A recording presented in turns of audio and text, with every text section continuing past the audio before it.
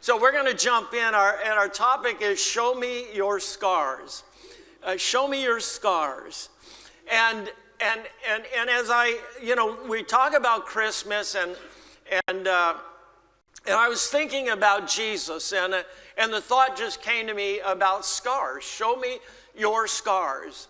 And I think everybody has scars of one type or another. Physical scars. Some scars you have, they're not real visible. Maybe they're hidden. Other scars are visible. You wear one on your face or your hand or what have you. Some scars are physical scars. Some scars are mental scars. I think everybody has a mental scar of one type or another. Somewhere you've been wounded at some point in your life and you carry that scar with you. I think we have scars from our childhood, from our being an adult, people that have hurt us, somehow self-inflicted scars, mistakes we've made, errors in judgment, things we wish we could go back and redo over again. What happened 10 years ago, 15 years ago is still with you, but you can't go back and turn back the clock and make it right. It's just something that is a part of your life now. And we all carry those scars, one type of scar or another. And sometimes we forget about them for a little while until we see it again. There's that scar again. And it brings back the memories. I remember as a kid living down by the beach area, we ran around barefoot all the time. During the summer, we didn't wear shoes. And I remember I was running with my buddies, and I jumped over a wall. And when I jumped over the wall, I jumped on a broken Coke bottle. And it split the back heel of my left foot. It split it open right by my arch. And I remember I was quite a ways from home, and I didn't have a bicycle. I had no way but to walk. And I remember walking that long distance, afraid I wouldn't make it, because the pain was excruciating, and I was leaving blood all over the sidewalk as I walked. And got home and, of course, bandaged it up, and days later it was good enough, and I continued on going barefoot. But to this day, when I put socks on, every once in a while, I catch a glimpse of that scar. And in a flash, it reminds me of the pain, and it reminds me of the blood on the sidewalk, and it reminds me of that crate. I hate Coke. To this day, I hate Coke. Don't even let me see a Coke bottle. I just get all cringy inside.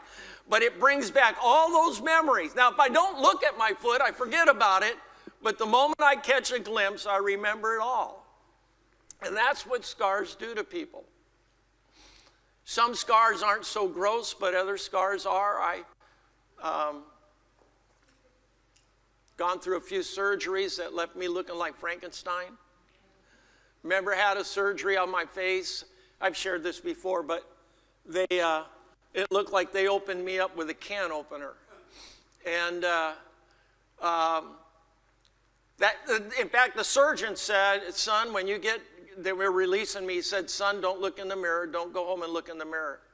Well, of course, what did I do? I went home and I looked in the mirror, and about passed out. I didn't realize they had done that much damage to my face. And in fact, for months afterward, I was paralyzed, but for months afterwards, and actually years later, I'd catch them staring at me in the store. And they'd be looking like, man, what happened to that guy? In fact, some people would stop me in the store and ask me, did you get in a knife fight? Or what's up with your... I mean, they didn't want to say what's up with your face, but they say that you've got some nasty marks on your face. They literally opened, I think, my whole face. It's gone away for the most part now. You wouldn't notice it unless I pointed it out, but in the day, I looked like Frankenstein. But to this day, if I touch parts of my face, there is no feeling. I have no feeling there. And to this day, when I touch my face, I will have a flashback of looking in that mirror. And I will remember people years later still staring at me, wondering what happened to him. And it brings back all of those memories. Isn't that amazing? Years later, I can still go back and relive that like it was yesterday. That's what scars do. And I was thinking about Jesus. And you know, when you go into the Bible bookstore, you see pictures of Jesus. And he actually, pictures of Jesus today isn't a reflection of the real Jesus. Because when you see a picture in the Bible bookstore today, he kind of looks wimpy. I mean, he's got rosy cheeks and pink lipstick on, and he just kind of, he's got a little sheep with him, and he's kind of skinny and gaunt looking, and I don't hang any of those pictures in my house because I just don't think that's the real Jesus. I don't know who paints that stuff. But when I read the Bible and I read about the end of Jesus' life and his crucifixion, it paints a whole different picture. Because it says that they made a crown of thorns. And if you know anything about thorns from that part of the world, they have spikes on them. Not little thorns, but big spikes. And the text, one of the Gospels says that they placed the crown of thorns on his head. And then, this one Gospel says, and then they beat him with sticks on top of the head, saying, prophesy, prophesy. Who hit you with the stick, you Messiah? Well, just imagine a crown of thorns on your head and then it being beaten with a stick and driven into your skull and through the flesh to the bone in your head and wedged in there. Well, that's not the only scar he has. I believe if you saw Jesus today, his forehead would still carry all of those scars and rips within his flesh. Well, then they took him out and they beat him with a cat of 9 tails. And the Bible is specific that they gave him 39 lashes. Well, 39 lashes would open your back. In fact, some say it opens your back to where they could actually see your rib cage, the back of your rib cage. 39 stripes. The reason for 39 is it was known that the 40th stripe would kill you. So they brought you to an inch within death. If Jesus took his shirt off today, you and I would gasp. In fact, some of us would probably feel faint and get sick because of the scarring on his back. Well, then it says they put him on the cross and they drove nails in his hands and nails in his feet and left holes in his hands and his feet. And then right before dying, they threw a spear into his side. Well, let me read to you from John so that we kind of get a grasp of what those holes were, because we think, oh, it might be a little scratch in the palm of his hand. In John chapter 20 and verse 25, Thomas, you know the story, doubting Thomas. Thomas is one of the disciples. Thomas he said, unless I see the nail holes in his hand and put my finger in the nail holes and stick my hand in his side, I won't believe that he is actually risen from the dead. I thought, what do you mean you put your finger in the hole in his hands and your hand in his side? Well, then Jesus comes a few verses later, and he says to Thomas, he says, take your finger and examine my hands, take your hand and stick it in my side, and stop doubting. Well, it's interesting because when Jesus was being nailed on the cross and he died, they didn't take him off the cross and do surgery to suture and stitch up the hole in his hand and the hole in his side to make it look good. They left it, and it healed it the best it could on its own because he was now dead. So I imagine today that when we see Jesus, he will offer us the opportunity to put our finger in the hole in his hand. How that hole looks, I don't know, but I have to say that if my finger will fit in it, it's a pretty good size hole. And he will offer, if you doubt that it's me, put your hand in my side. Amazing. What scars? Can you imagine being that scarred up? Man, you couldn't even be seen in public. Your face being beaten, his beard was pulled out. Some say your beard will grow back, but it grows back different. Some say if it's pulled out and it's harsh enough, when they yank it out, it will leave scarring on your cheek. Can you imagine the face of Jesus? Beat, scarred, beard pulled out, lines in his head where the thorns dug in. Don't even ask him to take his shirt off at the beach. People would run for, oh my God, he's a monster. He wears his scars. And the reason that he wears his scars is they represent something. They represent something. They represent what he went through. They don't necessarily define him, but they represent what he went through. Your scars today represent what you went through. They don't necessarily define you. Now, you can let a scar define you, but most people, it's just a memory of what I've gone through. And if it's a scar, I guarantee you it's not a happy memory, because happy memories don't produce scars. Only bad things produce scars.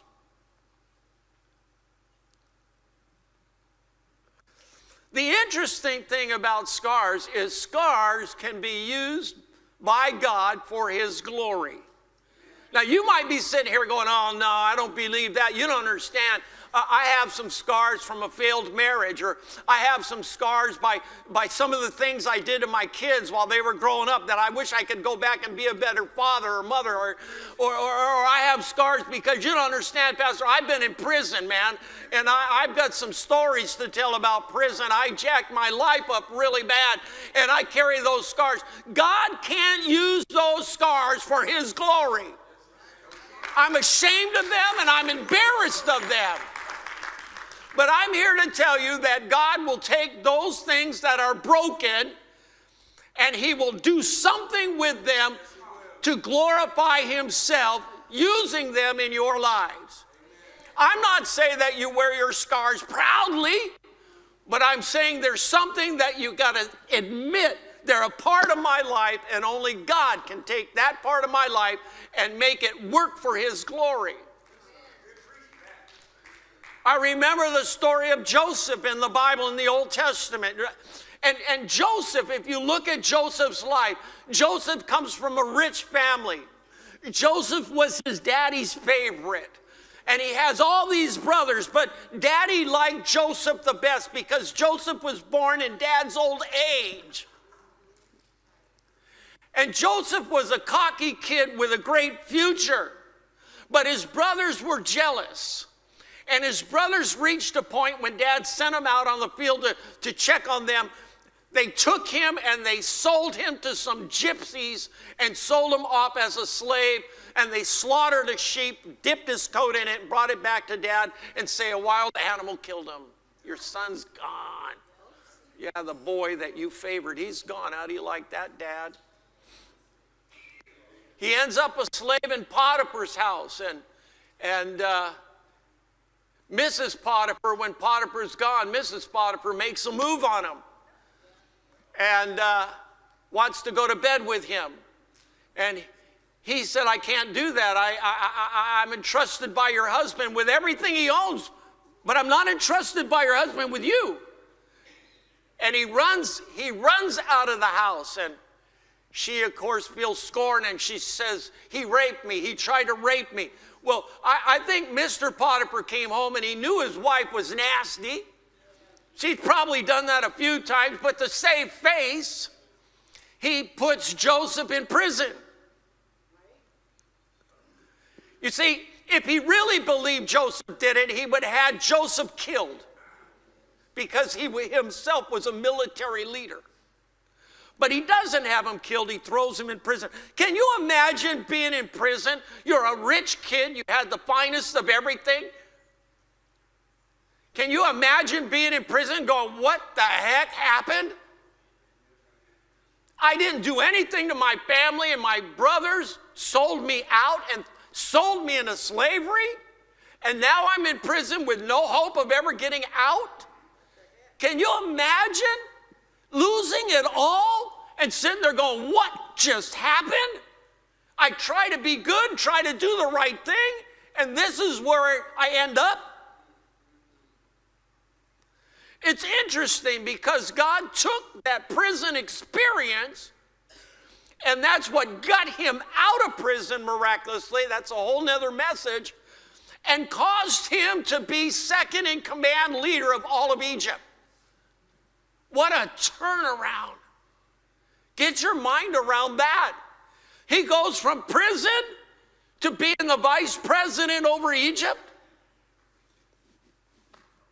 Only God. Moses, as a young man growing up in Pharaoh's household, was destined to reign when Pharaoh died. He was going to be the next, he would assume the throne when Pharaoh died. But Moses took matters into his own hand one day and killed a fellow Egyptian. And when it became known, he ran for his life and spent 40 years in the desert shepherding sheep. 40 years. He comes from royalty. He comes from the best of the best. He makes one mistake, and he runs for his life for 40 years, hiding out in the backside of a desert until God appears to him. And God says to Moses, he said, I want you to go and be my spokesman. I'm sending you back to Egypt to tell Pharaoh, let my people go. If you look at the text, Moses says to God, I can't do it. And the wording there is, I can't do it because I'm slow of speech, meaning I stutter. God says, all right then, I'll send your brother with you, Aaron, and he'll speak for you to Pharaoh. He will be your spokesman. You tell him what to say, and he'll say it. When you study that out, you'll find that when Moses was in Pharaoh's household, he didn't have a speech impediment. Because to stand before Pharaoh, you could have absolutely no flaws. You couldn't even have a freckle. You couldn't be going losing hair. You had to be perfect in every way. You had to be one of a poster of Cosmopolitan or GQ magazine. You couldn't have any flaws at all. And a speech impediment would have gotten him killed. You had to be perfect. So where did he develop a speech impediment? The trauma of running from his life and losing it all. Tell me if that's not a big scar. I have scars. I have a number of scars, but none of my scars caused me to stutter. So I have to say they're not that bad. But this man has such a tragic moment in his life. He is stuttering. I can't go, God. God doesn't take the stuttering away. We don't see this, but he spends the rest of his life stuttering. And he has to have Aaron talk for him all the time. Aaron, tell him God said this. Aaron, tell him God said this. Tell him, you got to do it, Aaron, because I can't talk in front of people because I stutter. But God raises him up to be the most powerful leader that nation of Israel had ever seen. He is so powerful as a leader that when Jesus is transformed on what they call the Mount of Transfiguration, who is there? Moses is there talking to Jesus with Elijah. Moses. Amazing, the scar that this man carried. Amazing. I told you about the scar on my face. It brings back horrible memories of that time in my life that I was scared spitless. Scared that they told me I'd probably never talk again, and they told me I'd be permanently paralyzed. As a young man, that scared me more than anything I think I'd ever experienced in my life to date. But it's also, when I look at that scar, it reminds me of God's grace, the fact that God met me in that hospital room and I had an encounter with God in the likes that I've never had an encounter since. I had an encounter with God sitting in a hospital room alone, scared to death. It reminds me of God's grace because when they did the surgery, they cut the nerves on that side of my face and I had no feeling, which means after surgery I had no pain, never took one pain pill because I couldn't feel the side of my face. And they said, you'll probably be paralyzed the rest of your life. You might get some feeling back, but you're going to be paralyzed. I couldn't talk right because my mouth on that side was paralyzed. I couldn't eat. I'd spill stuff. But within about a year and a half, I started to have feeling back in my face and could move my mouth. And obviously, I've never lost my ability to talk, right? It's a reminder of God's healing power. It's a reminder of grace. Within about 3 years, I had almost complete feeling in my face. There's only certain spots that I can't feel, but I can feel anything in my face. So it's a scar that brings back memory of pain, but it's a scar that brings back memory of God's grace in the darkest moment of my life.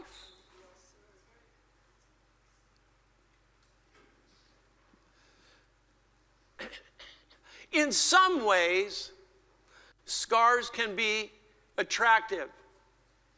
Now you might be thinking, how in the world is that? Oh, you got to be nuts today. How will your scars ever be attractive?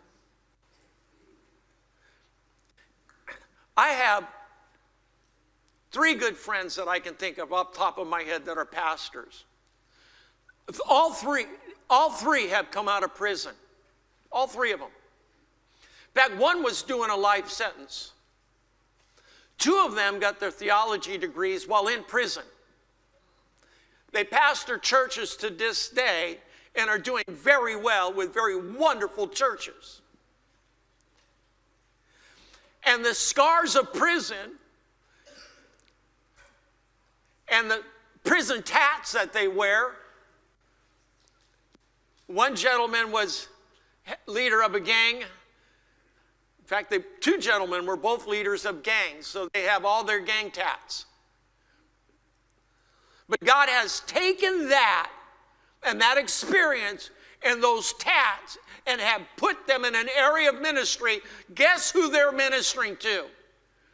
Gangs all over. In fact, one of those pastors is in all of the prisons up through Central California area.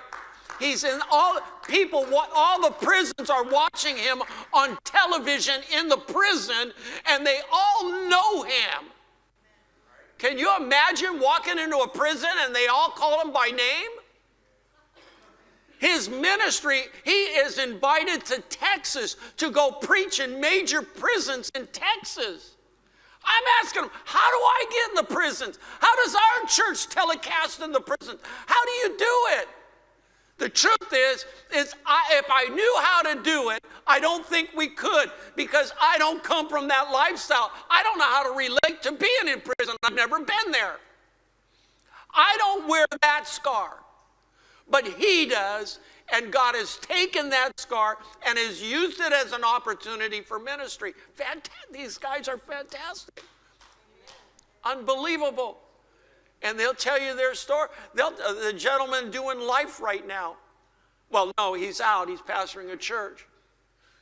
The warden petitioned the governor to let him out of prison. He's leading a church in the prison, and the warden said, I can't believe this man. You need to get out of prison. Petition the governor, and the governor released him. Amazing. God can take your scar and turn that around. Absolutely, absolutely amazing. God has the way of doing it. I remember I was sitting in a meeting right in that room over there. We call it a staff room. We were having a meeting, and the gentleman sitting in there as our guest was a fairly wealthy man and made his money in real estate. And a couple of the guys here were there in the meeting with me. And, they're all thinking, man, this dude is so rich, it's, unbelievable. He's just a rich guy. And he looked at one of the guys. I forget what was said. Something was said like, well, you came into real estate, and and you're doing all this, and you must have some pedigree, education, and blah, blah. You know what he said? He looked at him. He said, no, I ran the streets of San Jose. I was a drug addict. And they looked and thought, you got to be kidding me. You were no drug addict. He said, yep. He pulled up his sleeve. He said, see all these scars? Those are track marks. Where I used to shoot up, I still wear that as a reminder of where I came from. But God took my life and he turned it around, and I got blessed with some opportunities, and I went into business and as a developer, and I made a lot of money. Amazing. Absolutely amazing what God can do. What do you do with your scars? Do you just waste away because of them? Or do you allow God to do something with them for his glory and take your life and make it something? There is a Japanese form of art, which I personally, I love it. I can't afford it, but I love it. And it's called kintsugi. That is kintsugi right there. Kintsugi was developed around the 15th century. It was developed as a result of an emperor who broke his tea bowl and commanded them to fix it. They didn't know how to fix it, so it was a form of stapling. They stapled it together. And they decided, because the emperor was going to drink out of it, stapled together, still kind of messed up, that they all had to kind of do likewise because they didn't want to make the guy mad. And they decided that it fit within their form of belief, taking that which is ugly and making it useful. It was a Zen type thing. Believing that which is broken becomes useful. Well, from there, they developed other ways to fix the broken teacups. And they discovered that if they took a broken teacup after it had broken apart, they could use gold and silver and put it together using gold and silver. That is gold right there. Is there another picture, Geneva? I think we got a couple. Those cups today are collector items worth thousands and thousands and thousands of dollars. Amazing. People that own those put them in display cases. They are a very, very high-end form of art.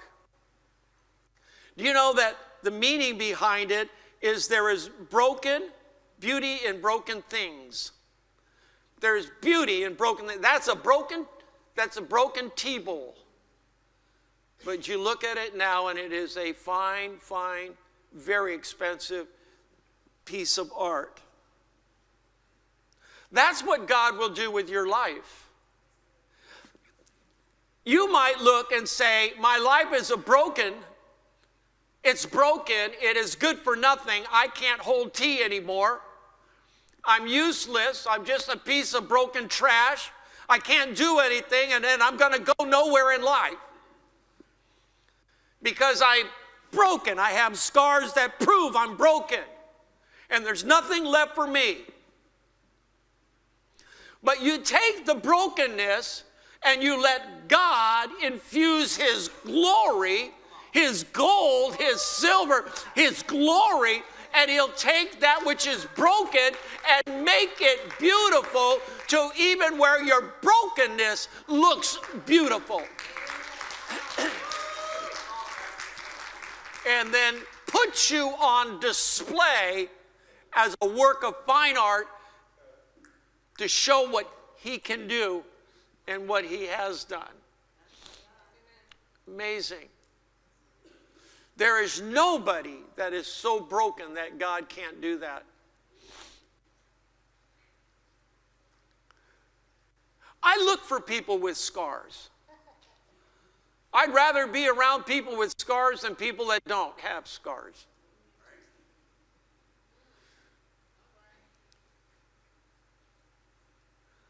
If I were going to go for marriage counseling, I want to find some marriage counselor with some scars.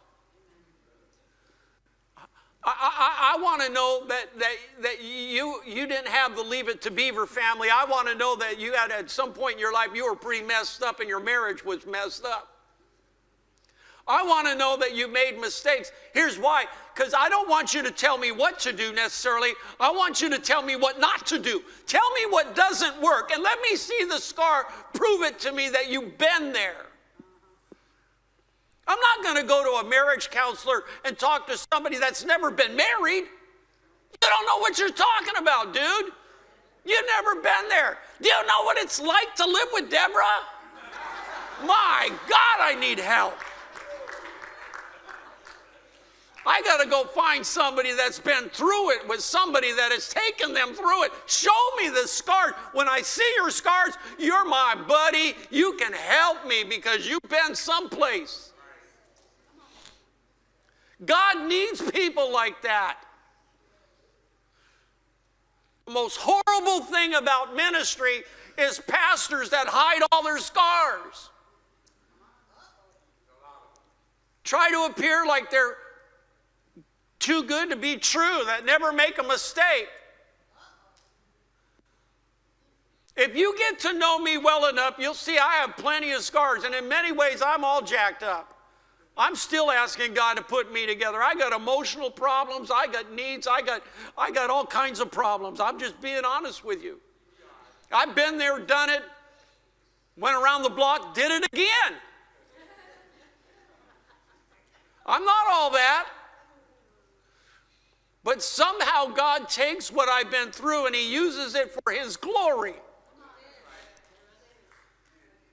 And I'm smart enough to know it has very little to do with me and my abilities. It has to do everything with the gold and the silver that he put me back together with. It's the gold and the silver that makes it high value. It's the gold and the silver that makes it a piece of art. It's the gold and silver that makes it a collective item. And every now and then he'll tell me, you're not all that. You're not that in a bag of chips. Remember where I brought you from? It's the gold and the silver I put in your life that makes you who you are today. Don't ever forget it. Paul said it this way when he was talking in one of the letters he wrote. Paul said, if you'll do these things I'm commanding you, he said, you will be a vessel to honor. God has a lot of vessels, but you will be the vessel to honor. I don't know about you, but I want to be a vessel to honor. I want to be a vessel that God uses to honor him, and he can. And I have the scars to prove it. Amen? You know, this is the last Sunday in this year.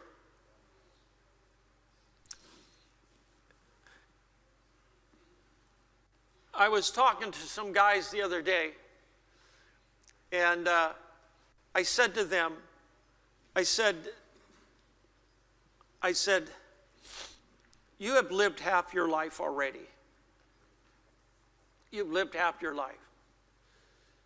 Depending what your age is, most of you here have lived half your life. Some of you have lived more than half your life. A few of you, maybe you've not quite hit the halfway mark yet. But the question is, what do you want the last half of your life to be like? What do you want it to be like? You have choices to make. God never twists your arm. God never puts you in a headlock and said, this is the way it's going to be. God gives you choices. What do you want the rest of your life to be like? If you've got another 30 years or 40 years or 50 years, maybe you only have 10 years left, what do you want it to be like? Because you get to make a choice. I don't know about you, but I want whatever time I have left, I want it to be better than the first half. And if it means coming to the Lord broken and giving him my brokenness and say, I can't do much with it, but if you can do something with it, do it. And if you'll do it, I'm willing to play a part. And when you do that, watch and see what God will do. He will take you places you've never dreamed of. He will open doors for you you never thought could be open. He will do miraculous things you thought were impossible. Remember Joseph? Remember Moses? Because if God be for you, no one can be against you.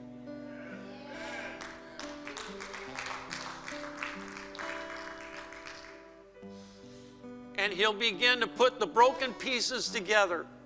And he'll use a little gold and a little silver. And when he's done, it becomes a work of art. You become a work of art. A testimony of God's grace. Testimony of what God can do with a life.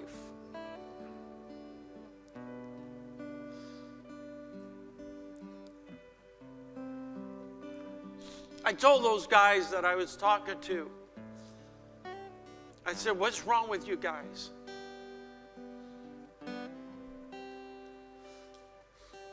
It's evident that the first half of your life wasn't so good. Why would you gamble with the last half? Why not make a decision? I ain't going to go back and relive that stuff. Make a decision. The last half of my life is going to be better than the first half because I'm going all in for God. I'm going all in. I'm not holding back. I'm going all in. And when you do that, see what God will do in response. I like to put it this way: you have nothing to lose, but you sure have everything to gain. Nothing to lose, but everything to gain. You can't lose going all in. So we're going to stand this morning, and the worship team is going to close us out. And I'm going to invite you this morning, if you're not all in, take this time to do it. If you're here today and you feel absolutely broken, take this time to tell God, God, I'm broken, man. I'm a messed up guy. I've screwed some stuff up really bad. I don't know how to fix it. I can't fix it, but I'm going to give it to you anyway. And when I give it to you, I'm looking for you to put the pieces together. Use your gold, use your silver, use whatever. You put it together and make me a vessel once again that brings honor. And watch him do it. Amen. If you need prayer today, some of our pastors are going to be down front. I'm going to invite you to come out. Let them pray with you. If you're sick today, you want God to touch your body, step out, let them pray for you, and see what God will do. See God work a healing in you. Amen? Amen.